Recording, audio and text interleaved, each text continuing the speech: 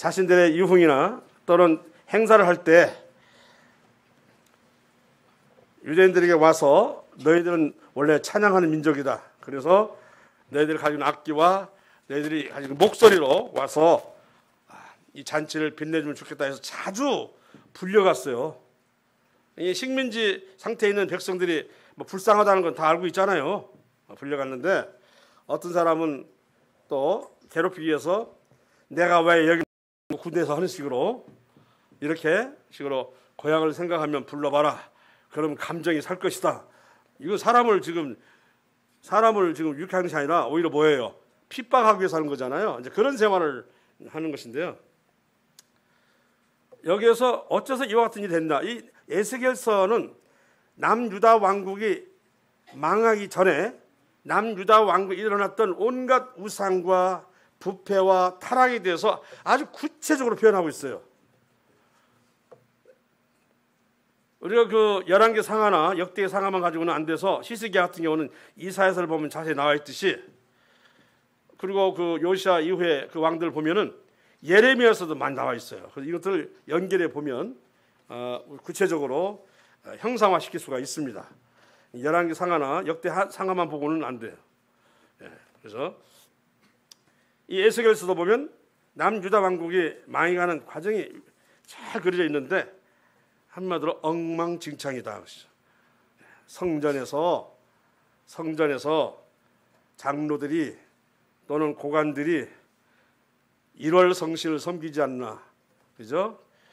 바알신과 아세라 섬기지 않나, 또는 이런 것들을 그냥 아예 성전에서 여호와 하나님은 저리 가고 이렇게 동쪽을 향해서 수십 명이 절을 하는 모습이랄지 이런 것들이 완벽하게 남유다가 망할 수밖에 없다 하는 것을 보여주고 있습니다.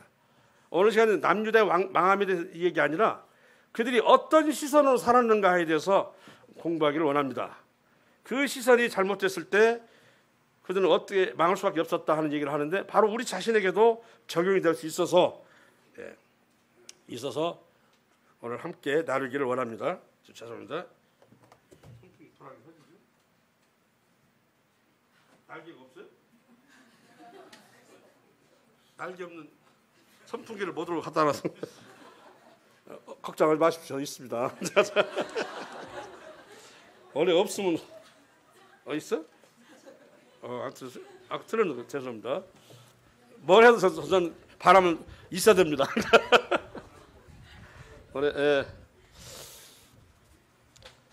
에스겔서에서 남유다 왕국 멸망에 대해서 자세히 말하고 있는데 그 시선에서 얘기를 하기를 원합니다. 자, 그러면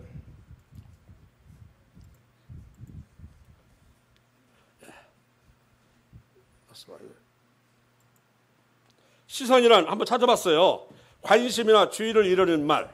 성도에게 시선이란 하나님 얼굴을 직시하는 삶, 바라보고 그리고 그 방향으로 나아가는 삶, 뜻에 따라 또는 하나님의 뜻에 따라 사는 삶, 하나님께 나아가는 삶, 여러 가지 있겠죠. 예수님이 나의 주인 되는 삶 등등. 오늘 제가 그 예배 시간 되겠지만 우리는 어떤 사람인가에 대해서 한번 잠시 요한일서 2장을 보시기 바랍니다.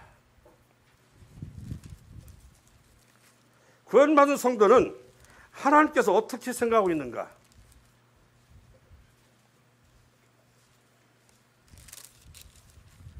요한일서 2장입니다. 우리 아시다시피 메시아 하면은 무슨 의미죠? 메시아. 기름 부음 받은 자, 그죠? 이것이 이제 헬라어로 나타나면 그리스도가 되겠죠. 네.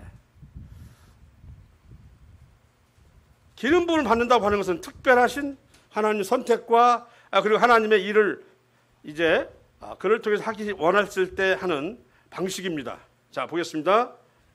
20절 같이 읽겠습니다. 20절 2장 20절 시작. 너희는 거룩하신 자에게서 기름 부음을 받고 모든 것을 아느니라. 우리가 어떤 사람이라고요? 기름 부음을 받은 사람이라고 말씀하고 있습니다. 그래서 우리 베드로전서는 뭐라고 말해요?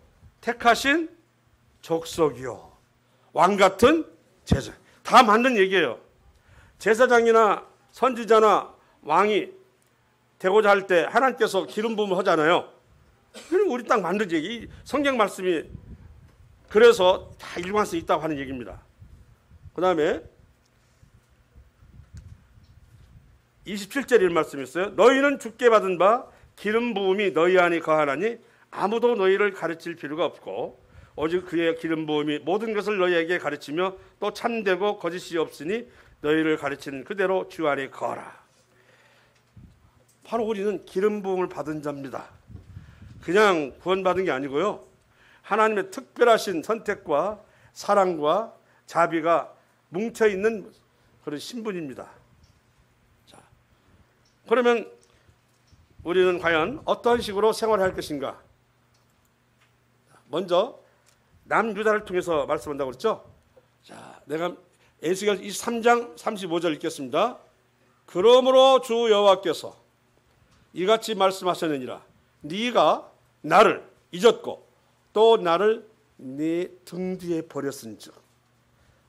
여호와 하나님을 어디로 보냈다고요? 등 뒤로 버렸다. 너는 내 음란과 내 음행의 죄를 담당할지니라 하시리라. 남유다 왕국이 망했던 결정적인 말씀이죠. 잊었다는 정도도 불경스러운데 아예 뭐였어요? 내 등에 버렸다고 이렇게 말하고 있어요. 등 뒤로. 23장을 좀 소개를 하면요. 오홀라와 오홀리바라고 하는 두 여인을 이름을 들고 있습니다. 오홀라는 의미가 장막, 아마도 사마리아 성전을 말하는 다다. 지금도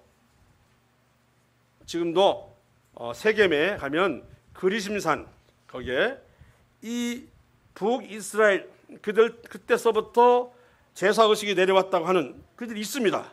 1년에 한 차례씩 양을 잡아서 제사를 1만 마리씩 드린다고 하던 같이 얘기하더라고요. 그때 되면 온 세계에서 그걸 보려고 많은 관광이 모인다는 얘기 들었습니다.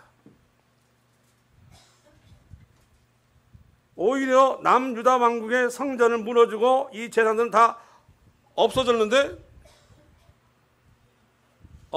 엉터리 같은 북이스라엘 제사장들 남아갖고 있어요. 이게 참 세상입니다.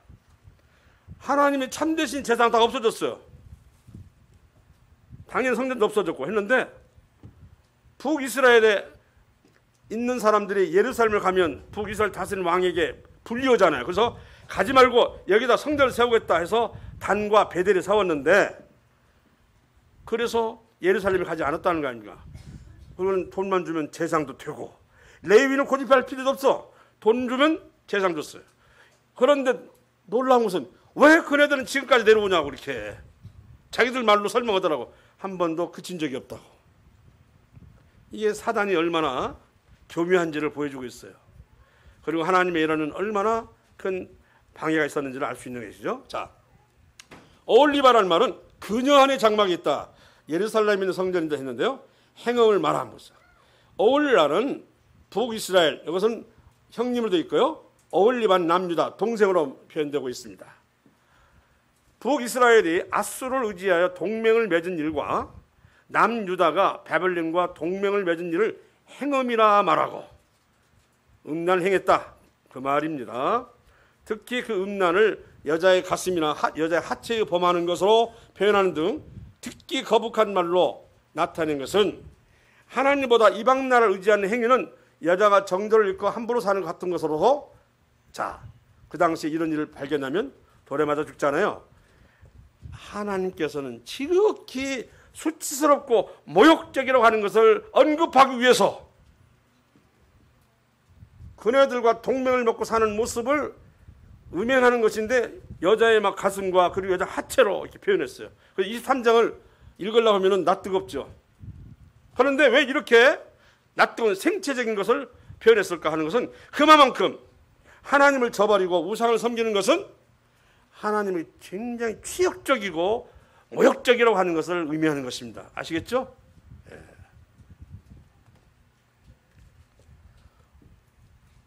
디도서 1장 16절 그들이 하나님을 시인하나 행위는 뭐다고요? 부인하니 가증한 자요 복종하지 아니한 자요 모든 선한 일을 버리는 자니라. 우리는 이런 것을 교훈으로 삼자고 하는 것이죠. 옛날 잘못된 걸 보고서 왜 그렇게 했을까? 우리는 이런데 그것이 아닙니다. 그 속에서는 우리 자신을 발견할 수가 있다고 하는 것입니다. 꼭 발견하십시오.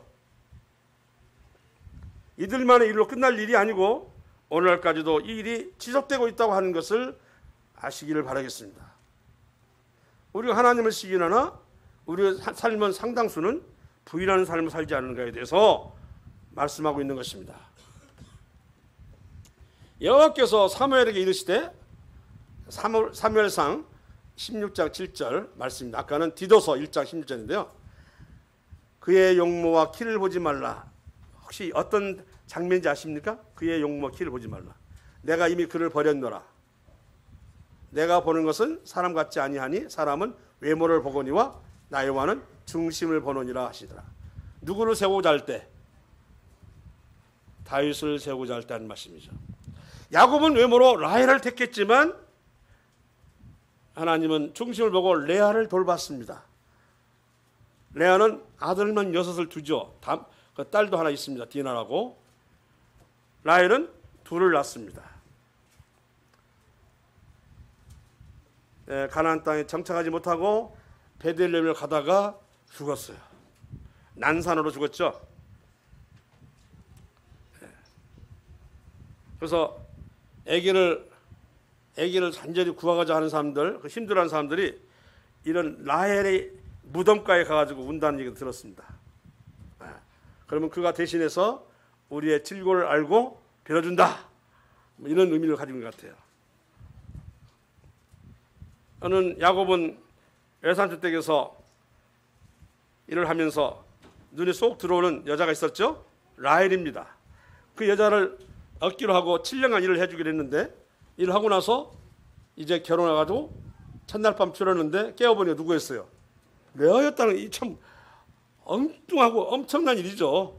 그래서 이 지방에서는 언니보다 동생을 먼저 씹어보낸 일은 없다 해가지고 이제 레아를 보냈는데, 레아는 무슨 사랑을 받았겠어요. 억지로 결혼하는 것인데 알력이 짧았다, 뭐 좋지 않다 하면 나오는데, 어쨌든 그런데 하나님은 레아 쪽에다 이렇게 막 복을 주어가지고 레위족도 거기서 나오죠. 유다 족속도 거기서 나오죠. 그러잖아요. 네. 우리의 시선을 저는 어느 쪽에 맞춰야 하는 것에 대해서 지금 구체적으로 얘기 들어가는 것입니다.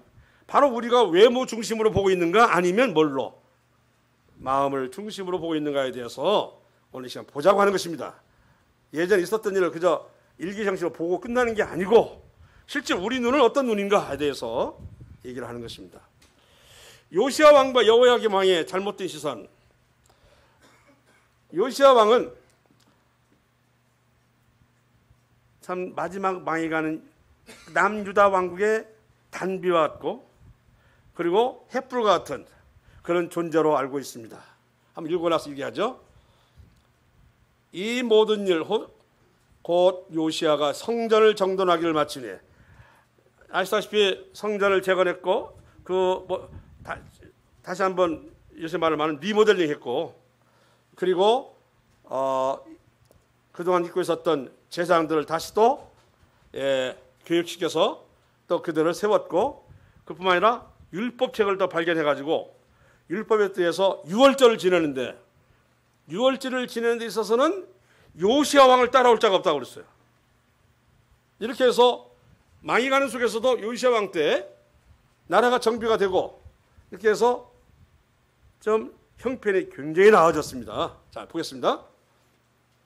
이 모든 일 후 요시야가 성전을 정돈하기를 마친 후에 애굽 왕 느고가 유브라데 강가에 갈그미스를 치러 올라왔으므로 요시야가 나가서 방비하였더니, 느고가 요시야에게 사신을 보내 이르되, 유다 왕이여, 내가 그대와 무슨 관계가 있느냐? 내가 오늘 그대를 치려는 것이 아니오 나와 더불어 싸우는 족속을 치려는 것이라. 하나님이 나에게 명령하사, 이게 참 중요한 얘기예요. 속히 하라 하셨은즉 하나님이 나와 함께 계시니 그대는 하나님을 거스르지 말라. 그대를 멸하실까 하노라 하니. 거꾸로 말하고 있어요. 하나님 이 얘기를 누가 하고 있어요? 애굽의 느고 왕이 하고 있어요. 바로 왕이. 그러면 요시야 왕의 분별과 애굽 왕의 느고의 분별 중에서 어느 분별이 지금 하나님 편에 서 있습니까? 예? 애굽 왕이 하나님 편에 서 있는 거예요. 그렇게 햇불과 같고, 그죠? 예. 단비 같았던 요시야 왕이 이제 정비한 이후에 그가 변한 거예요. 이젠 자신감이 붙었고요. 그리고 교만도 싹 튼 거예요. 그래서 그는 하나님의 복으로 사는데 이제 나라를 지키는 방식은 자기 생각으로 지키려고 했어요. 밑에 보겠습니다. 방금은 역대하 35장 20절 21절을 읽었는데요. 망해가는 남유다가 종교개혁과 율법 준수로 부강이자 교만해진 요시야가 하나님 아닌 자기 소견으로 애굽이 아수르를 도와서 바벨론을 견제하는 것을 막다가 전사했어요. 이 분별은 분명히 애굽 왕이 느고에게 하나님께서 하신 것 같아요. 사실 그 바벨론은 망해야 될 나라예요. 그렇죠? 왜? 남유다가 어떤 나라에서 망했어요? 바벨론에서 망했거든요. 그런데 요시야는 그가 지금 세력은 아수르가 워낙에 많이 이스라엘 괴롭히 남이스라엘 멸망시키고 남유다를 괴롭혔기 때문에 이들이 망하면 안 된다. 이게 생각했던 것 같아요. 했는데도 불구하고 바벨론에 의해서 그 아시다시피 므낫세가 끌려갔어. 둘 다 왼수인데, 내 말 좀 이상했는데 왼수인데 그 바벨론을 견제하기 위해서는 누가 필요해요? 아수르가 필요하잖아요. 이걸 이제 균형을 잡으려고 하는 것 같았어요. 균형. 근데 이것이 하나님 뜻이냐고요. 요시야 왕의 생각이에요. 하나님 뜻은 아니잖아요. 이게 중요한 거예요. 시선을 어떻게 받느냐 하는 것입니다. 요시야 왕이 뭔 흠잡을 데가 있겠어만은 이 부분이 와서는 이상해져 버린 거죠. 나라가 든든해지고 이제 어느 정도 안정되자 이제 나라를 어떻게 하면 강하게 할까, 튼튼하게 할까 하는 생각을 하게 되었고, 그 생각은 오히려 애굽 왕이 누구보다도 못한 편협한 생각으로 빠져버린 것이죠. 요시야 왕이. 잘 나간다고 해서 잘 나가는 게 아니에요. 끝까지 잘 나가야 돼요. 아멘이시죠? 끝까지 잘 나가야 돼요.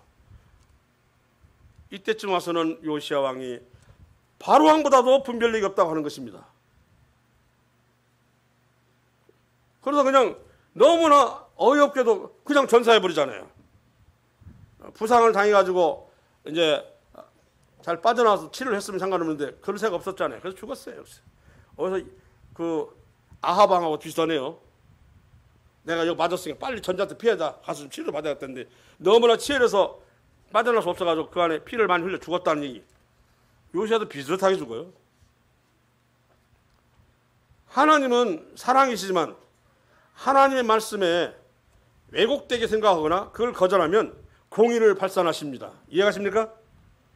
요시야는 하나님을 위해서 망해가는 나라 일시적으로 이제 세움을 받았고 안정을 찾았는데 왜 이렇게 됐는가 하는 것. 시선이 바뀌었다는 것이죠.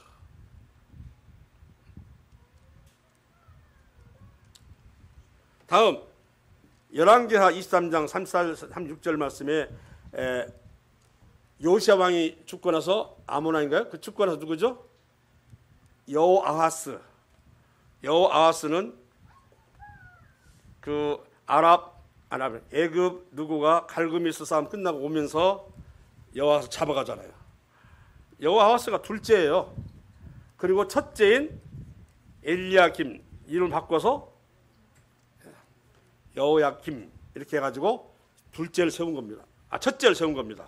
근데 그 첫째는 악한 사람이었다고 나와 있긴 해요. 자, 근데 일단 예레미야 22장에 보면은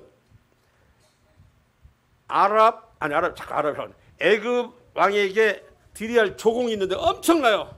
얼마나 많은 금액을 요청했던지 각 백성에게 일일이 계수를 해가지고 돈을 얼마씩 내라 이렇게 걷어내야만 할 정도였어요. 가지고 있는 돈이나 부자나 고관들의 돈 일부를 흡수해서 주는 정도가 아니라 백성들 개개인이 가가지고 돈을 매겨서 돈을 걷어서 줄 만한 그런 정도 엄청난 조공을 바쳐야 했던 것입니다. 그런데 그렇게 백성들이 고열에 힘들어하는 판에 예레미야 22장 이렇게 나와있어요. 불의로 그 집을 세우며 부정하게 그 다락방을 지으며 자기 이웃을 고용하고 그의 품삯을 주지 않는 자에게 화 있을진저. 그가 이르기를 내가 나를 위하여 큰 집과 넓은 다락방을 지으리라 하고 자기를 위하여 창문을 만들고 그것에 백향목을 입히고 붉은 빛으로 칠하였도다. 이건 역대에 안 나와요. 열왕 사에도 안 나오고 오직 어디서 나와요? 바로 예레미야에서만 나오는 얘기예요. 아, 이 사람이 백성들의 돈을 그렇게 모으면서도 또 뭐가 부족했는데 그 돈 가지고 일본 또 궁궐을 세우는 데 썼다. 자, 밑에 있는 거 읽고 나서 설명하겠습니다. 요시야 왕의 첫째 아들인 여호야김은 애굽 누거에 옹립된 왕으로 백성들 수대로 은금을 거두어 조공을 바치고 또 궁궐을 일꾼들의 품삯도 주지 않고 지었다. 여기 나와요.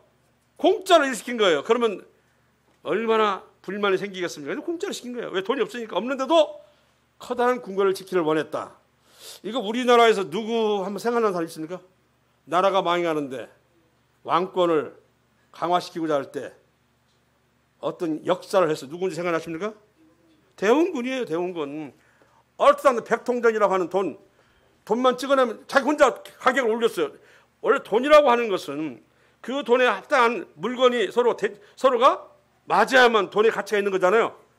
상관없어. 그냥 돈을 찍어내면서 이것은 한마디 요새 말하면 이것은 1억 원짜리다. 혼자 막 그리고 그 돈을 가지고 이제 경복궁을 짓는 거예요. 그래 나라의 재정이 어떻게 됐겠어요? 엉망이죠, 엉망 진짜. 이게 바로 여호야김이 그런 수법을 쓴 거예요. 왕권을 강화시키고 자기의 위상을 세우고자 했던 거 아닙니까? 그래서 그가 하는 일은 인간의 생각할 수 있는. 자, 그 다음 읽어볼게요.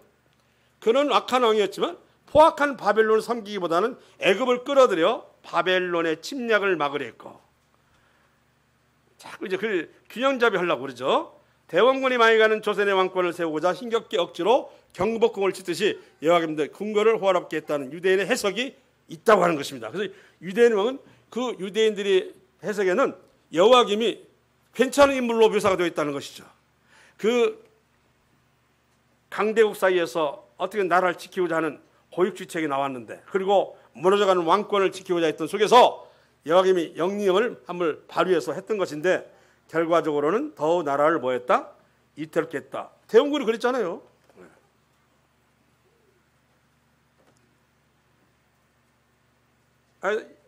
명성황후의 민비 일가가 조선 왕조의 예산 1년 예산의 17%를 가지고 있어요. 알렌이라고 하는 의사인가요? 감기 비슷한 증세로 고생하는 민비를 고쳐줬어요. 민비가 얼마를 줬는 거니? 예산의 7%를 줘요. 말 돼야 안 돼요. 민비는 나라를 망친 사람이었어요. 아니 무슨 약값으로 예산의 7%를 줘. 그 사람들 예산이 없어 많이 가는 조선에서.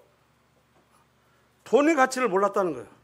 그러니 백성의 형편을 알겠습니까? 모르죠, 당연히. 네. 자, 물론 그러한 평이 있다 할지라도 허나 남유다가 바벨론에게 망한다는 내용이 적힌 두루마리를 여호야김이 면도칼을 찢어 불태운 것은 불신앙적인 망에는 틀림이 없죠. 그러나 그렇게 망해가는 나라를 지키고자 했던 왕으로서의 그런 지혜를 발휘했다라고 유대인들은 생각하는 것 같아요. 그러나 하나님 입장에서는 그렇게 이용하는 모든 것은 다 뭐예요? 불경이고 불신앙적인 태도예요. 오직 누구만을 의지해야 되죠? 하나님. 특히 이스라엘은 하나님에 의해서 선택된 민족이기 때문에 선민입니다. 한마디로 말해서 모델하우스라고요. 우리가 모델하우스를 통해서 아파트를 구입하잖아요. 모델하우스를 만들어준 거예요. 그러면 거기에 합당한 순종이 있어야 되는데 그걸 못한 거죠. 자, 제가 그 에스겔에서 나와 있는 말씀을 합니다. 그럼 어떤 시선입니까? 자, 하나님의 사랑을 받을 자는 하나님께 어떻게 하는가에 대해서 한번 보겠습니다. 이걸 한번 우리 대영인장 한번 읽어주세요. 그게 한번. 에스겔서 9장. 네. 그룹에 머물러 있던 이스라엘 하나님의 영광이 성전 문지방에 이르더니 여호와께서 그 가는 베옷을 입고 서기관의 먹그릇을 찬 사람을 불러 여호와께서 이르시되 너는 예루살렘 성읍 중에 순행하여 그 가운데 사진하는 모든 가증한 일로 말미암아 한식하여 자, 망해가는 나라, 타락해간 나라에 대해서 어떻게 형편이 이렇게 됐는고, 이것은 하나님 보시기에 너무나 우리가 불경스럽다 하고 탄식하며 우는 자에다 이마에 뭐라고요? 표를 그리래요. 자, 그 밑에는 우리 주찬이가 한번 읽어보세요. 그들에 대하여 내 귀에 이르시되 너희는 그를 따라 성중에 다니며 불쌍히 여기지 말며 긍휼을 베풀지 말고 쳐서 늙은 자와 젊은 자와 처녀와 어린이와 여자를 다 죽이되 이마에 표 있는 자에게는 가까이 하지 말라. 내 성소에서 시작할 징이라 하시며 그들이 성전 앞에 있는 늙은 자들로부터 시작하더라. 그가 또 그들에게 이르시되 너희는 성전을 더럽혀 시체로 모든 들에 채우라. 너희는 나가라 하시매 그들이 나가서 성읍 중에서 치더라. 남유다 왕국이 망할 때가 돼서 이제 외인을 불러서 치는데요. 불쌍히 여기지 말고 긍휼을 베푸지 말고 저 노인서부터 어린아이가 다 죽이라고 하는 거예요. 그리고 뭐라고요? 이마에 표 있는 자는 가까이 하지 말라.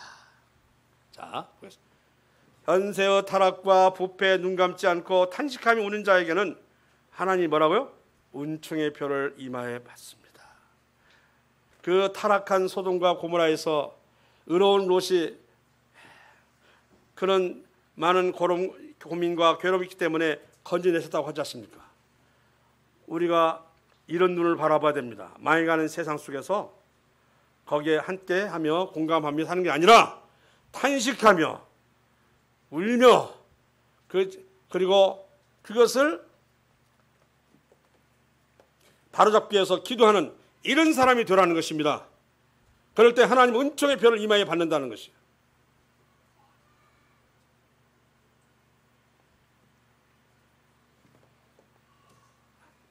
자, 또 한 곳에는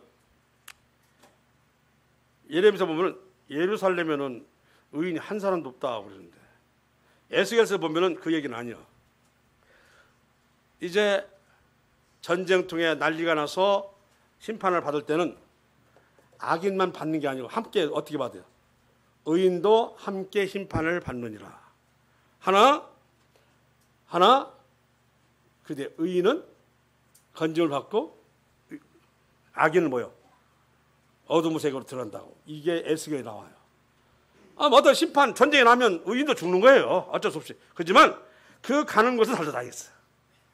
이게 한 사람 없는 게 아니라 이제 느부갓네살 쳐들어왔을 때는 너나 없이 다 뭐예요? 죽을 수밖에 없었다는 얘기인데, 그러나 여기에 나와 있는 대로 한다면 탄식하며 울며 왜 이렇게 타락했는가 하고 괴로워하는 사람에게는 죽이지 말라 했다는 거 아닙니까? 아마 그들이 끌려간 것 같아요. 그죠? 그들이 포로로 간 것 같다고요. 포로로. 그 사람들이 한마디로 요새 말하면 그래도 그 안에서 하나님을 알고 장차 이들을 후손을 통해서라도 데리고 갈 수 있는 그래도 쓸만한 사람들이었다는 것이 바로 포로들이에요. 이해하시죠? 죽임을 당한 사람들은 이제 그건 쓸 수 있는 사람들이 아니었고 그 포로로 간 사람들은 쓸만한 사람들이었어요. 이 한마디로 어떻게 말하냐면 나중에 그 말씀 나오겠지만 이대로 놔두면 다 썩어. 일단 어떻게 해요? 아직 더 다 썩기 전에 괜찮은 사람들 어떻게 해요? 불러가지고 잠시 여기다 갖다 놔. 여기 통해서 내가 왜 이렇게 됐나 하고 스스로에 대해서 반성하게 만들고 다시 데려오겠다는 하나님의 역사가 있었던 거예요. 이대로 놔두면 다 어떻게 되니까? 다 썩어가지고. 그 남유다 왕국의 멸망은 결코 하나님의 분노의 표시는 하지만 완벽하게 멸절시키려고 하는 의도는 아니다는 것이죠. 오히려 괜찮은 사람을 어떻게 하겠다는 거야? 살려서 회복시켜야 되겠다는 하나님의 생각이 있었던 것이 바로 남유다 왕국의 멸망입니다. 잘 아시기 바랍니다. 남유다 왕국의 멸망은 도리어 유대인을 보호하기 위해서. 아멘이십니까? 잘 들으세요. 이상하죠? 멸망시켰는데 아니 잘 들으셔야 돼요. 그대로 놔두면 어차피 어떻게 돼요? 다 썩어서 완전히 하나님을 모르고 죽어요. 그런데 그러기 전에 일부를 그도 괜찮은 사람을 일단 데리고 가서 딴 나라에 가서 있다 보면은 자신의 처지를 알게 되고 내가 왜 이렇게 됐나 하게 되고 고향을 두게 되고 그리고 전에 믿었던 그 신앙에 대해서 생각하게 되고 이렇게 해가지고 이 사람을 데리고 온다는 거예요. 그래서 남유다 왕국은 망해야만 누가 살아요? 유대인들이 살아요. 이해가시죠? 에스겔서 내용은 그런 내용도 있어요. 남유다 왕국이 망해가면서 어쩔 수 없다. 봐라. 이래서 망할 수밖에 없다 하면서 온갖 그들의 행한 행악과 행음에 대해서 얘기를 했는데, 그러면서 바벨론의 포로가 되어 끌려가라. 그래야만 너희가 살 수 있다 한 내용이 바로 그 내용. 다시 이스라엘을 소생시키겠다는 하나님의 계획이라는 것입니다. 자, 그런데도 불구하고 그렇지 않은 자는 다 죽이지. 보세요. 현세를 탐하거나 한 자는 이미 죽은 자다. 살았으나 죽은 자다. 이마의 표를 받으시기 바랍니다. 아멘이십니까? 이마의 표를 받으세요. 왜 세상이 이렇게 됐는가? 우리 믿음을 어떻게 지킬 수 있는가? 어떻게 하면 이제 우리가 이 세상을 위해서 우리가 할 수 있는가 하고 엎드려 기도하는 이런 자세, 이런 사람에게는 은총의 표를 이마에 준다고 하는 것입니다. 그러고 봤더니 아까 말씀드렸던 소돔 속에서 롯도 그런 사람 중에 한 사람이었다. 어려운 롯은 그 안에 있으면서 괴로워했다 했잖아요. 이것은 사는 방법이다. 그런데 우선 살기 좋잖아요. 자유롭고. 뭐 소수자가 어떻게 뭔 상관이요? 이렇게 살면 동성애법 통과되면 뭔 상관이 하면 그는 많이 가는 사람에 속한다는 것이죠. 그런 것을 개탄하고 단식하고 막으려 하고, 아멘이십니까? 이렇게 살아야 되는 그것을 하나님 보신다는 거예요. 이마에다 표를 하라는 것입니다. 우리 시선이 어디에 있는가를 잘 보시기 바랍니다. 오늘은 우리의 눈을 어디를 향해 살고 있어야 되는가에 대해서 지금 배우고 있습니다. 저부터 그러고 있어요 지금.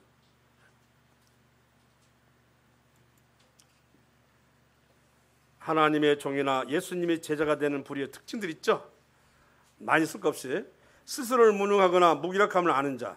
모세가 그러지 않습니까? 모세가 40살 때는 막 사람을 때려 죽였다니까요. 네가 감히 우리 핏줄인 유대인을 이 애굽의 이 건축 감독자에 네가 함부로 때려? 쳤는데 죽었어요. 그래가지고 도망간 거 아니야. 미디안 지역으로 도망갔잖아요.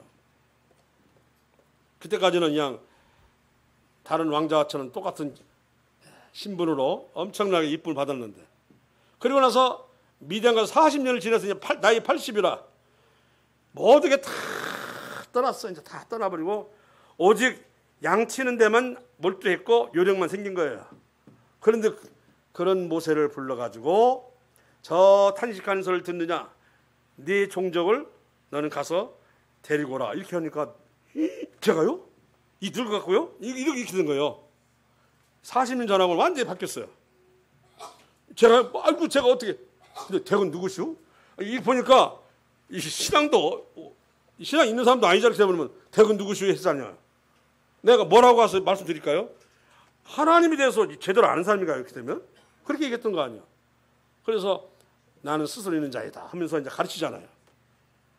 저는 입이 어둔해서, 그러니까 결국은 그의 형을 불러가지고 네 형을 네 입으로 써라. 그게 아론이잖아요. 이렇게 된 거예요.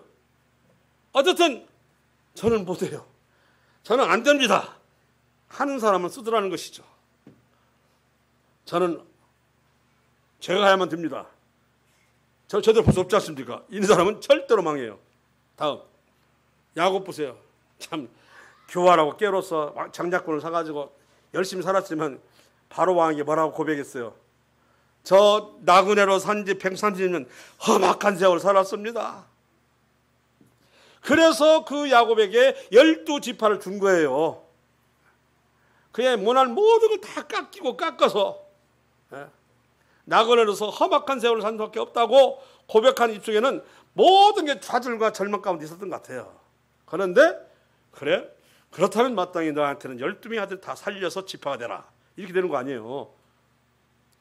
베드로는 12제자 중에 수제자는 데 있어서는 참 당돌할 정도로 그런 고지식하고 성질이 급했지만 상당히 신실했어요. 늘 먼저 대답하고 그랬던 사람이 끌려가던 날 제사한 집까지는 잘 갔는데 거기서 예수님도 계시는 곳에서 세 번째 세 번이나 부인했죠. 아시죠? 세 번째 나 저 사람 덜 몰라요. 세 번째는 맹세했대요. 우리나라 말로 하면 나 저 사람 알면 손에 장을 지져요. 이런 거 있잖아요. 왜? 이렇게 말했다는 거 아니에요. 그때 그 말 하자마자 예수님 봤대. 이렇게. 참 우리 같으면 이가 갈리죠. 이가 갈려. 내가 3년만 동안 어떻게 저를 데리고 다녔는데 이 마지막 판에 가서 저렇게 배신해? 예수님은 그런 사람을 쓴다고요. 중요한 것은 베드로는 누구처럼 가룟 유다처럼 떠나지 않았어요. 자신의 잘못과 알고 자신의 부족함을 알고서도 안 떠나고 같은 제자끼리 모여 있었어요. 마음에는 얼마나 가책이 있었겠어요. 그 나중에 베드로를 살리기 위해서 갈릴리 해변에서 3번을 얘기하잖아요. 네가 나를 사랑하느냐고. 그래서 3번을 통해서 정말 제가 사랑하는지 아시지 않습니까? 하면서 통해서 그의 마음의 가책을 씻어냈다는 거 아닙니까? 이렇게 무능하거나 무기력한 사람을 썼다고 하는 것을 말씀하고 있습니다.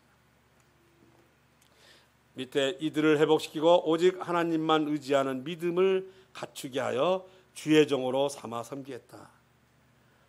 주의 종으로 사는 비결은 우리가 하나님 앞에서는, 사람 앞에서가 아니요, 누구 앞에서는요, 하나님 앞에서는 무능한 자가 돼야 돼요. 무기력하게 아무것도 할 수 없습니다. 그러나 하나님은 알고 계셔. 하나님 들어가 그러면 안 되지.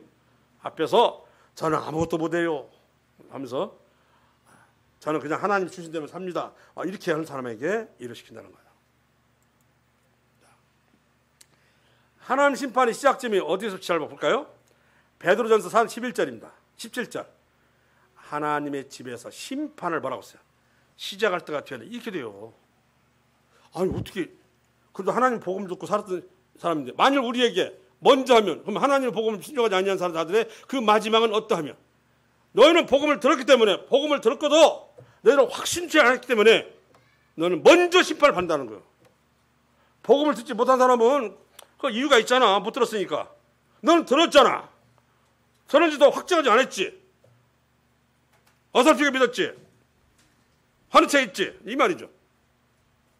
하나님 심판은 하나님 집에서부터 시작한다고 하는 것입니다. 그 이유는 먼저 복음을 전하였기 때문이다. 복음을 전하여졌기 때문이다. 그런 복음을 듣고 믿노라 했는데 확증이 되지 않는 구원이라면 그런 하나님의 심판을 믿었다는 그에게 먼저 임한다니 어찌할꼬. 자, 우리는 7년 환난 때 남으면 돼요, 안 돼요? 안 되고 남으면 누구 먼저 심판해요? 우리부터 심판해요. 남아있는 사람부터 심판해요. 골치 아프잖아요. 그래도 복음을 들었으니까 좀 감춰주겠지? 7년을 견디게 해주겠지? 이건 안 통해요. 보니까 안 통하더라고. 살았을 때 우리 구원에 대해서 끝장을 봐야 돼요. 아시겠습니까? 끝장을 봐야 돼요. 정말 나는 구원받은 자인가 아닌가를 끝장을 봐야 되지. 혹시나 7년 할 때 남겨져가지고 그다음 복음을 들었고 하나님 따랐기 때문에 숨겨주겠지? 안 된다. 하나님의 집에서 심판을 뭐라고 했어요? 시작할 때가 됐다고 말씀하는 것에 대해서 우리는 다 같이 휴거되기를 원하지만 그렇지 않다면 고린도후서 13장 5절 말씀에 너희가 믿음 안에 있는가 너희를 시험하고 너희 자신을 항상 확증하라. 이런 시선을 가지고 있어요. 항상. 노성됨들 또는 요양원 가면서 항상 하는 얘기는 복음을 전하는 거예요. 계속 복음을. 뭐 가서 할 일이 뭐 있어요? 복음 외에는 뭐 있어요? 우리 교회가 화목하게 잘 살 테니까 기뻐하십시오. 그게 통하겠습니까? 지금 죽어도 좀 갑니까? 이 일을 하는 거죠. 우리 최장암씨는 몇 번을 했는가 몰라요. 그런데 그때마다 확실했어요.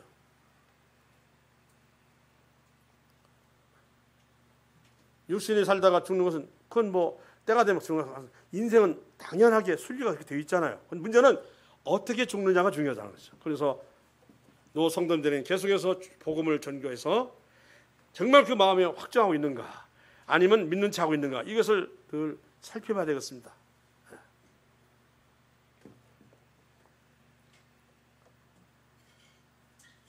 하나님 심판은 어디서 출발한다고요? 하나님의 집에서. 다른 안 믿는 사람은 아니에요. 기억하시면. 자, 진정한 순종은 어디까지 하는 순종이냐? 예레미야 39장에 나와 있는 말씀인데요.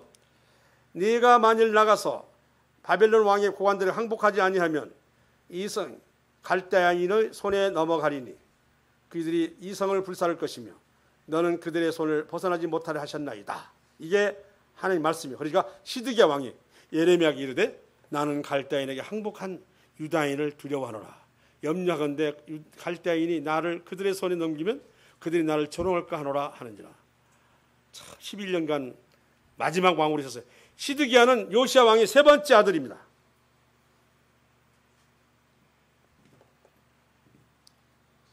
자, 근데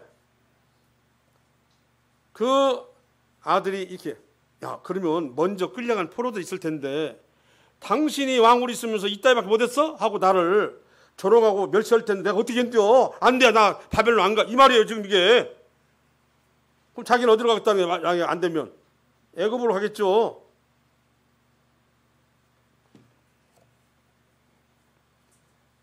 체면을 생각하는 거 가지고 나중에 있을 그 수치를 생각하는 것 같아요. 이게 말 돼요? 지금 나라가 지금 엉망인데. 이미 그 마지막 남유다 왕국의 그 주류는 애굽으로 피신하다가 주류했어요. 그러나 예레미야는 끈기 있게 바벨론에 가서 항복하십시오. 항복하십시오. 항복은 끝나는 게 아니고 다시 살아올 것입니다 하고 한 거예요. 근데 우선 당장은 막 일본이 싫듯이 막 와서 막 괴롭히고 여보세요. 빼앗고 탈취하고 이런데 일본으로 갑시다. 일본이 뭐 누가 한번 생각해 보시라고요. 저 일본에 가서 우리가 있어야만 사는 방법입니다. 이렇게 하면 얼마나 이해를 하겠습니까? 한번 그런데 지금 그런 형편이잖아요. 바벨론에서 계속 1차도 침략하고 2차도 침략하고 하는 속에서 바벨론으로 피신합시다. 끌려갑시다. 포로로 갑시다. 이렇게 주장하는 사람이 누구였어요? 예레미야예요. 일반적으로 생각할 때는 이해가 가요, 안 가요? 안 갈 테죠. 저도 거기 있다면 의인을 할지라도 이해가 갈까? 의인이 있었다니까요. 이해 갈까? 안 갈 것 같아요. 그러나 그게 하나님이 확실히 세운 선지자며 하나님 말씀을 대언하고 있다고 한다면 지금 우리가 그의 창끝 아래서 고통받고 있어도 그 나라로 가야 됩니다. 아멘이십니까? 이게 믿음이라고요. 그 나라로 가야 한다고요. 지금 멀리 있는 애굽 괴롭히지 않으니까 오히려 애굽이 우리 피난의 처가 되겠지? 애굽에 가면 살겠지 하는 생각으로 미래를 두고 있으면 그건 망하는 길이에요. 그런데 지금 당장 막 총칼로 막 위협하고 하면서 하는 바벨론, 그런데 예레미야는 글로 창복하고 끌려가라 하니 그 대다수 고관서부터 왕서부터 누가 하겠냐고 하는데 이렇게 했어야 된다고요. 저는 포로로 끌려간 상당수는 예레미야의 말에 순종했을 거라고 생각이 듭니다. 하나님이 하셨다니까 어쩔 수 없는가 보다. 끌려가지 않고 애굽행을 행했던 다 죽었을 거라고 생각합니다. 저런 이상한 저 옥에 가더라 땅에 묻어라 막 별짓 다 있잖아요. 예레미야를 이미 남유다왕국 그대로 놔두면 이들한테는 전부 다 신앙이 다 낮아지고 없어져. 나중에 다 썩어서 없어져. 그러니까요. 그래서 여기서 더 하기 전에 일부라도 건져가지고 가서 그래서 그들을 회복시켜 데려오겠다는 하나님 뜻인데 그러기 위해서는 애굽이 아니라 바벨론 가야 된다. 바벨론의 느부갓네살은 하나님의 도구였기 때문에요. 그 신 바벨론인데요. 오래 가지도 않았어요. 4대인가 5대 가서 끝나버리잖아요. 오래 가지도 않아요. 근데 애굽은 뭐예요? 고왕조, 18왕조. 얼마나 길가요? 18왕조, 17왕조 다 따기 시작하면 도대체 몇 년간 있을까 하는데 무슨 왕조가 버러스 누나가 이게 나가거든요. 그런데 이 부분에서는 저는 이해하면서도 믿음이 무엇인가를 보게 돼요. 하나님은 그 사람 총가스 들이대면서 말 잘 들어 알았어? 하면서 막 너 이거 내놔 하는 사람한테 야 그 사람한테 가라. 그 사람 영예에 가서 살아라 하니까 얼마나 이해를 하겠냐고. 그러나 가야 됩니다. 하나님 뜻이라면 어떻게 돼요? 가야 합니다.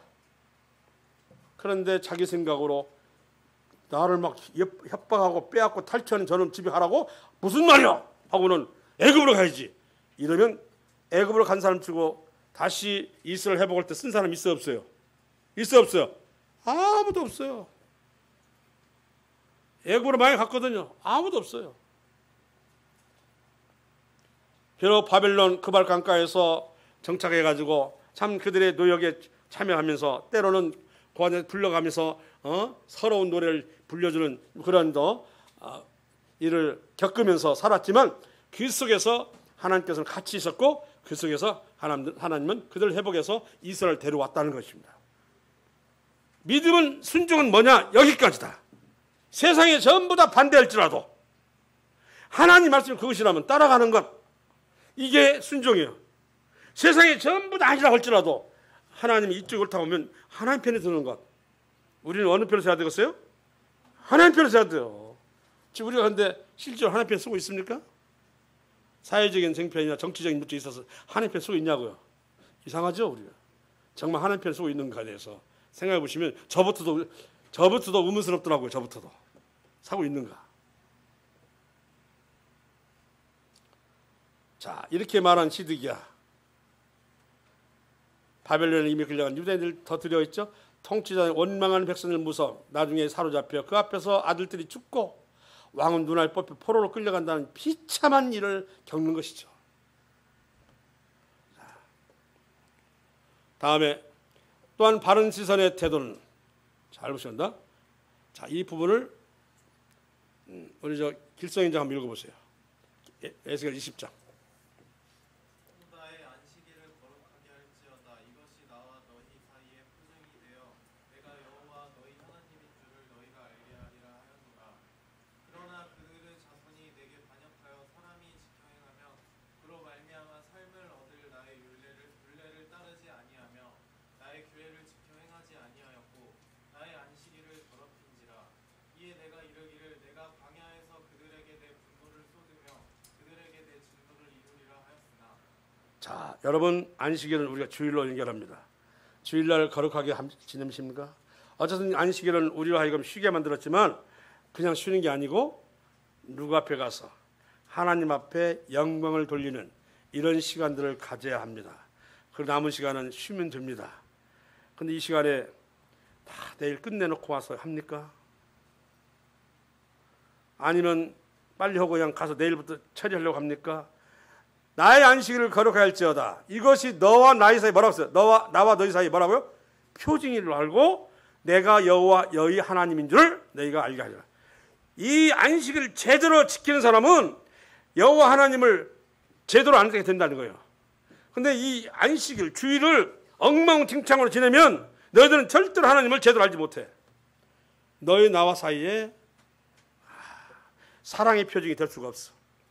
이 주일날은 정말 이렇게 지내십시오. 하나님을 위해서 지내시기 바랍니다. 그리고 쉬시기 바랍니다. 이 안식을 우리가 지키는 것은 여호와 하나님과 우리 사이에 하나의 뭐요? 관계의 표징이라는 게 표징입니다.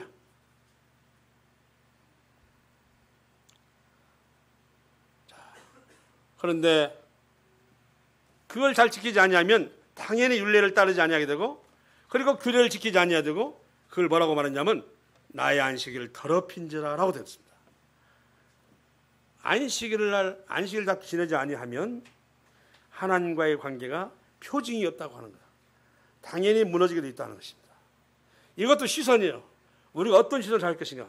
이 나라를 어떻게든 지켜서 하나님 앞에 내어드리고 어떻게든 하나님 우선을 삼으려고 하는 우리 자세가 되어 있어야 된다입니다. 이게 사는 거죠. 요즘에 기회를 보니까 정말 세상 오래 갔지 않아요. 반기문 사무총장이 있을 때 여러분 이제 시간은 15년 이내에 끝내야 됩니다. 이런 식으로 하면서 했던 게 기억나네요. 기후협약을 있는 그 기구에서는 요즘에 와서 입을 다물기 시작했대. 이유는 뭐냐면 이제는 방도가 없다. 방도가 없다는 말은 무슨 말이에요? 망할 일만 남았다 하는 것이죠. 때도 놓쳤고 다 놓쳤다는 거예요.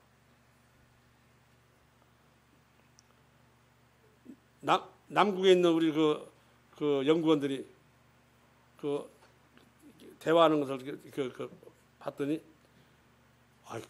웬일이요? 왜 이렇게 남국이 30도나 높아졌어? 기후가 30도나 높아졌다는 말 뭔 얘기요? 자, 그가 30도 높아지면 어느 지역에서는 뭔 일이 생기겠잖아요. 30조 높아졌다는 걸로 해서 재앙적 수준으로 이익을 나눠 큰일 났다. 이렇게 되면 지구가 어떻게 될 것이냐. 지금 이렇게 하고 있습니다. 그래서 7년 환란 때는 7배나 뜨거운 지역이 있을 거라. 지금 뜨거워 죽겠는데 이거 7배면 어떻게 되는 거예요 이제.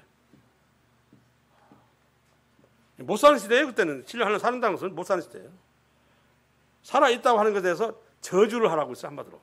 그 시대는 별이 무너지고 바다는 썩어서 냄새가 100년으로 200년으로 냄새가 날 것이며 다 생물체가 죽어가지고 막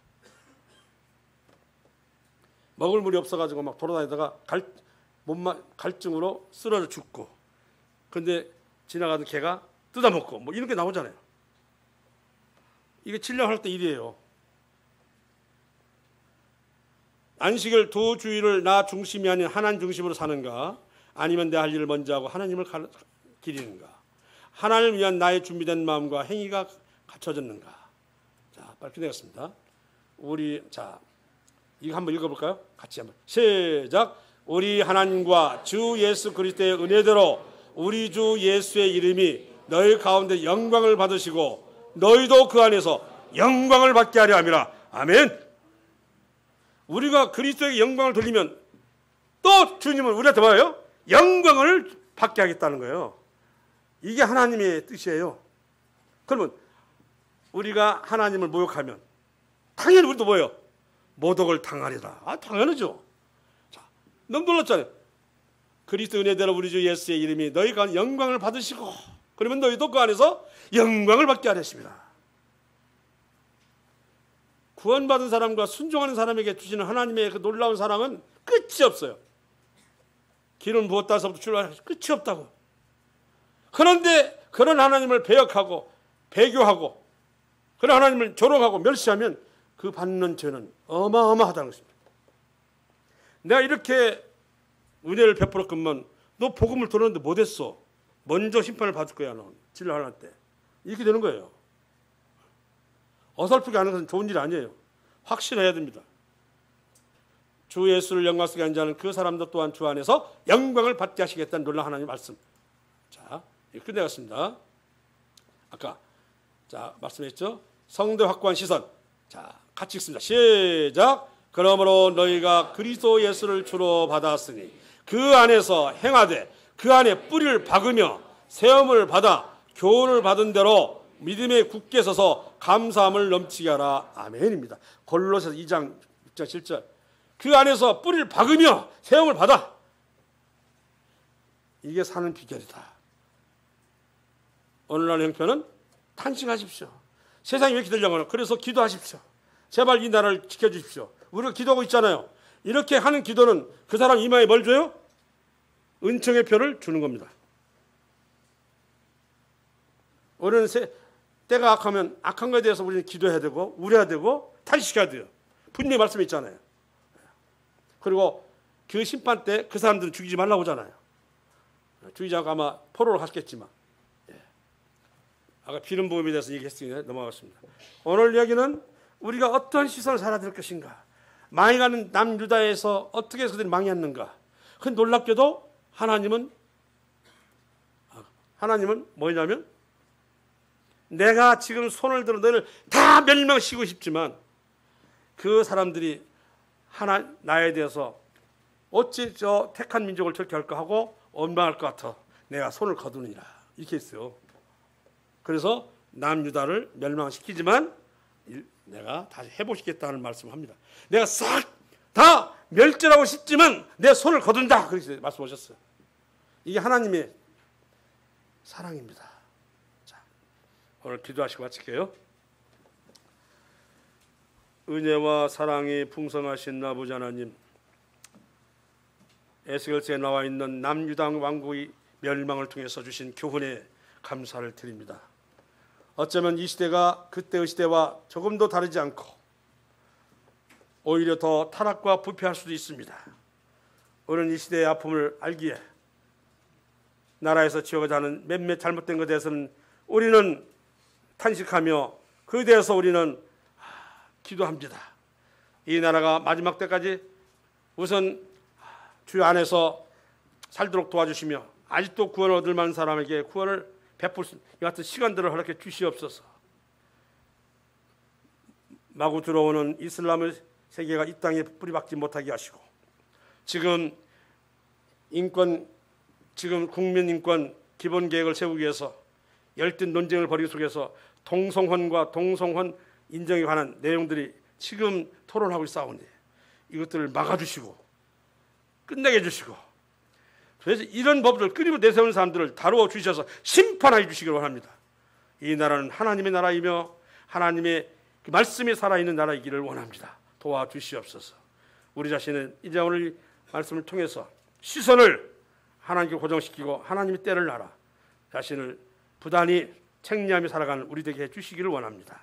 이 모든 우리 주 예수님으로 감사하며 기도합니다. 아멘. 수고했습니다.